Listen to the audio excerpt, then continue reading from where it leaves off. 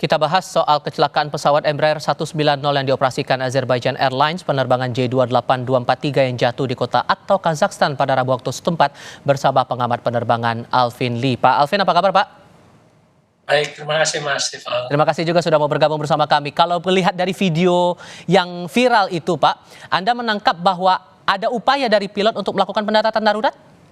Benar, jadi kalau melihat dari apa yang ada di beredar itu, video yang beredar, posisi roda pesawat itu sudah turun ya. Jadi berarti pilot sudah mempersiapkan pesawat tersebut untuk mendarat. Ketika roda pesawat sudah diturunkan, berarti flap juga sudah turun, kecepatan pesawat juga sudah diturunkan untuk proses pendaratan. Demikian, Mas. Dan itu hanya terlihat dari indikator bahwa roda pesawat itu coba dikeluarkan atau ada indikator lain, Pak?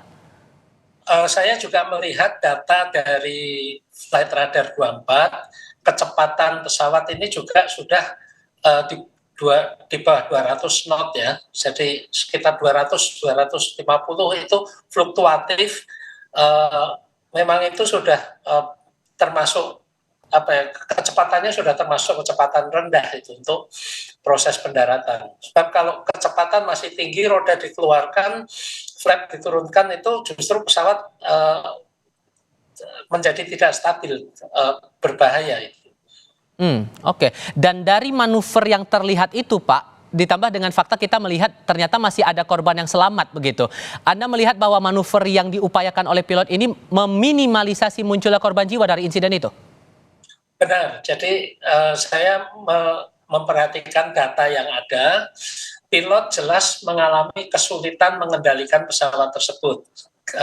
Terlihat bahwa pesawat itu menuke, kemudian mendaki lagi secara tajam, kecepatannya juga tidak stabil, naik turun. Itu menunjukkan bahwa pesawat mengalami kesulitan dalam kendali. Bahwa kemudian pesawat itu sempat sebelum jatuh itu sempat membuat manuver angka 8, dugaan saya itu adalah mempersiapkan pesawat untuk masuk pada ketinggian dan arah yang tepat untuk mendarat di bandara di bandara Aktau ya. Tapi rupa-rupanya attitude atau posisi pesawat itu terlalu menukik. Mungkin pilot juga sudah kesulitan untuk mengangkatnya kembali, sehingga tidak mendarat dengan baik, tapi crash. Dan tapi itu sudah luar biasa, pilot masih mampu mengendalikan pesawat tersebut mendarat darurat walaupun crash dengan kecepatan yang cukup rendah sebenarnya, sehingga ada korban yang selamat. Itu benar-benar saya terpukau, itu adalah suatu mukjizat, tapi juga tidak lepas dari upaya pilotnya untuk menyelamatkan penumpang dan yang ada dalam penerbangan tersebut, dan juga ini menunjukkan konstruksi pesawat tersebut yang cukup aman, sehingga ketika terjadi kecelakaan crash pada kondisi seperti itu tetap ada penumpang yang selamat. Nah, dari kondisi posisi pesawat sudah terbang rendah, tapi di sisi lainnya kondisi pesawat masih baik begitu, Anda menangkap bahwa kejadian ini imbasnya karena kendala cuaca kah atau ada faktor lain di sini Pak? Karena terakhir juga ada yang menyampaikan, ini dugaannya karena ada misi Rusia juga yang membuat akhirnya pesawat mengalami hal seperti itu. Ya, yang pertama pesawat tersebut tujuan penerbangannya bukan ke Aktau ya, tapi ke Grozny. Tapi karena di Grozny ada masalah cuaca, maka pesawat tersebut divert. Nah, ketika divert inilah kemudian mengalami kecelakaan tersebut. Dari video yang beredar memang terlihat banyak lubang pada tubuh pesawat, terutama pada ekor pesawat. Dan lubangnya itu bukan lubang peluru ya, tapi lubang tajam-tajam, bentuknya tidak seragam. Memang itu diduga adalah disebabkan oleh serpihan rudal peluru kendali misil yang didesain untuk meledak sebelum menghantam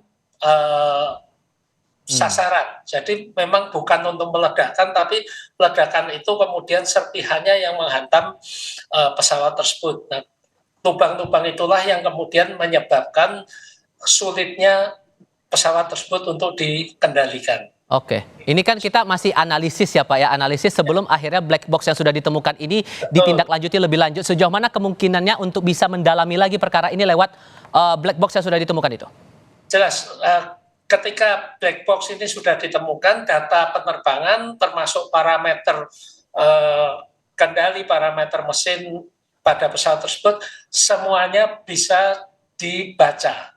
Kemudian juga suara-suara yang terdengar dari kokpit, ya itu semuanya bisa dibaca. Itu akan secara akurat dapat dianalisis apa yang terjadi pada pesawat tersebut. Apakah pesawat tersebut mengalami gangguan teknis secara normal atau ada unsur-unsur eksternal yang menyebabkan terjadinya masalah teknis pada pesawat tersebut. Demikian, Mas. Oke, tapi kalau melihat dari area penerbangan dari pesawat ini terbilang berbahaya kah, Pak? Sebetulnya tidak terlalu berbahaya ya, karena ini kan lokasinya ini Azerbaijan, Georgia, Kazakhstan, Uzbekistan itu lumayan jauh dari perbatasan Ukraina dan Rusia yang sedang berperang. Ini juga jaraknya paling tidak ratusan kilometer, tapi kita tidak tahu eskalasinya seperti apa, sistem pertahanan kedua belah pihak Ukraina maupun Rusia seperti apa, dan kita juga tahu Azerbaijan, Uzbekistan, Kazakhstan, Georgia ini sebetulnya tidak terlibat konflik ya. Jadi ya, kalaupun itu terjadi karena ledakan rudal, itu juga harus diselidiki rudal dari mana. Belum tentu juga dari Rusia, atau mungkin ada hal-hal lain yang kita belum tahu saat ini. Demikian. Oke, tapi kalau melihat Azerbaijan Airlines, kalau Anda analisis ini track recordnya bagaimana dari segi maskapai, performa, dan layanannya? Sejauh apa Anda menangkap Azerbaijan ini melakukan pelayanannya kepada penumpang?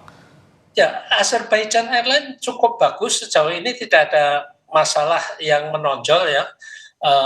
Safety recordnya cukup bagus, dari teman-teman saya yang pernah naik juga pelayanan cukup bagus. Saya juga mempelajari jenis pesawat yang dipakai, Embraer E190AR ini juga pesawat yang cukup populer di dunia ini. E190 ini ada 568 unit sejak tahun 2010, berarti sudah berapa? 14 tahun. 14 tahun ya. Ya, itu kecelakaan yang dengan fatalitas ada korban jiwa itu hanya 1, 2, 3 kali. Yang kemarin itu yang keempat kali.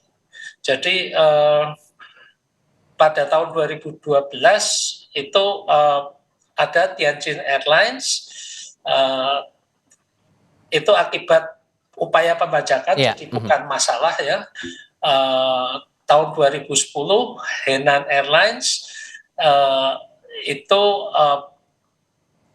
kelihatannya lebih pada ke masalah pilot yang tidak mengikuti prosedur pendaratan pada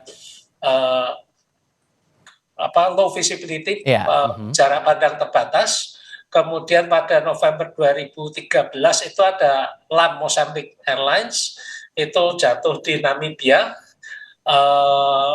Ini juga diduga ada masalah dengan penerbangnya, karena salah satu penerbangnya keluar dari kokpit menuju toilet. Setelah itu pesawat tidak bisa dikendalikan. Jadi selama ini 3 kecelakaan yang terjadi, tidak ada indikasi itu masalah dari pesawatnya. Demikian. Sedikit banyaknya ini jadi pelajaran buat kita semua. Pak Alvin, terima kasih banyak sudah berbagi pandangan dan analisis bersama kami. Selamat sore, Pak. Selamat sore.